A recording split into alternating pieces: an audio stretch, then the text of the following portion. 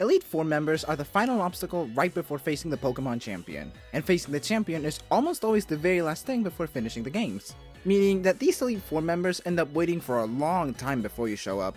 Sometimes you end up meeting the champion in the middle of your adventure, but the Elite 4 members are stuck there, chilling and vibing until you show up. And not only do they have things to kinda keep it entertained, but their chambers are also based on their aesthetic, as well as the Pokemon type they master, and on their personality.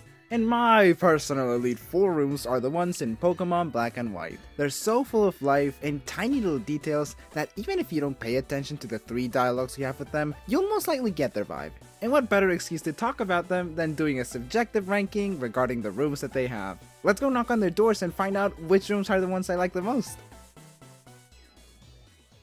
In 4th place, we have Marshall's room. We enter the room by walking onto a platform that will lift you up around the winding pathway all the way to the wrestling ring, fitting for an Elite 4 member that specializes in the fighting type. His room is modeled after one of those wrestling rings with a giant cage overhead, full of mechanical pieces, with the back of the room not being lit. Especially for being called Alder's apprentice and for being one that tends to rely on power, it really makes sense why his room is like this. Marshall spends every second training to become much stronger, trying to live up to his master's expectations, especially with being the representative of the Pokemon League when the champion is not there. Although, he's not a complete brute focusing only on strength. He has also learned the importance of balancing wisdom with strength, since he does point out that there's nothing as empty as words not backed up by strength. I would have liked to maybe see a little bit more on how he found the balance between the both, but I guess we really needed to emphasize his focus on fighting type Pokemon. Although, there are mechanical and kinetic machines all over this place that get you to where the fight takes place, and who's to say he didn't build that? Still, while his chamber may not be my style, I really respect it for really helping you get the general idea of who Marshall is. In 3rd place, we have Grimsley's room. We step foot into the room and are met with a very elegant and fancy room, kind of giving posh Las Vegas casino. According to my research, the room is reminiscing of vampire castles in 1800s Eastern European design. It's scarily lit, with giant torches in the room, and there's a beautiful carpet to guide us to the platform in which Grimsley is waiting for us, with a giant chandelier hanging from above. While the vampire aesthetic definitely matches the dark type Pokemon he uses, you might be sitting there asking yourself, why the Las Vegas casino mention? Well, the city likes to talk, and the city says that Grimsley has a gambling addiction. So the room really captures his aesthetic pretty well. From what I remember, I don't recall any mention of this in the games, unless I forgot to pay attention from it somewhere. But overall, I really like the vibe. Especially since we have a Dark type and Ghost type Elite 4 member. And you really think they have similar vibes, and we'll cross that bridge when we get there. But Grimsley's room definitely captures the elegance and darkness. Not all evil is corrupted or messy or anything like that. It's fancy, posh, elegant, and radiating with style. Because in the end, nothing in this room is really dark or evil, but also everything really is.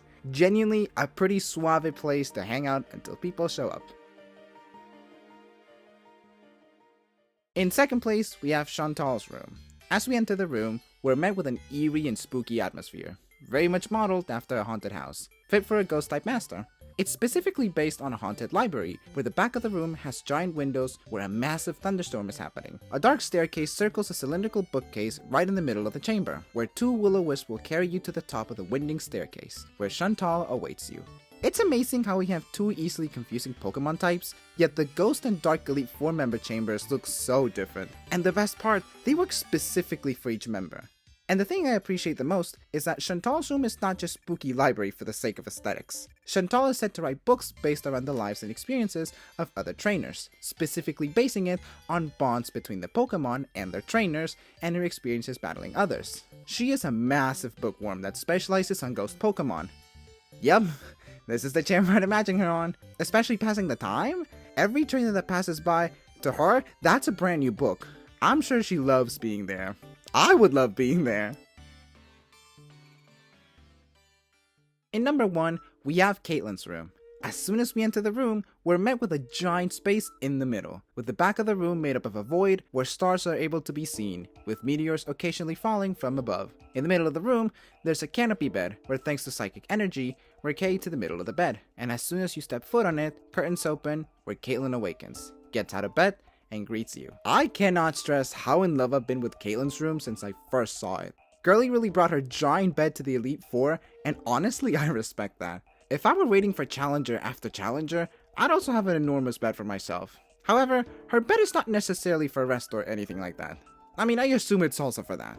But Caitlyn is said to have really strong powers, as well as a very explosive temper, which can cause her psychic powers to go haywire and cause a lot of damage around her. So her very calm, graceful, and quiet nature is mostly her preventing her strong emotions from causing a lot of damage, especially when she loses. Thankfully, she has seemingly controlled them, and of course, she has a giant bed that will give her enough peace and quaintness to control her powers. And honestly, lore-wise, aesthetic-wise, and everything-wise, is why Caitlyn's room is my favorite room out of all the Elite 4 members. Honestly, all the rooms are pretty well designed. This video was mostly an excuse for me to talk about the amazing rooms and the lore behind them. I mean, that's kind of what it was. I barely gave my subjective opinions about them and geeked about the chambers these Elite 4 members have.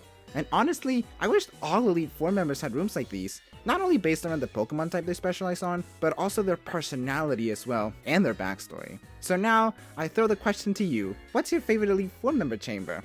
Comment down below.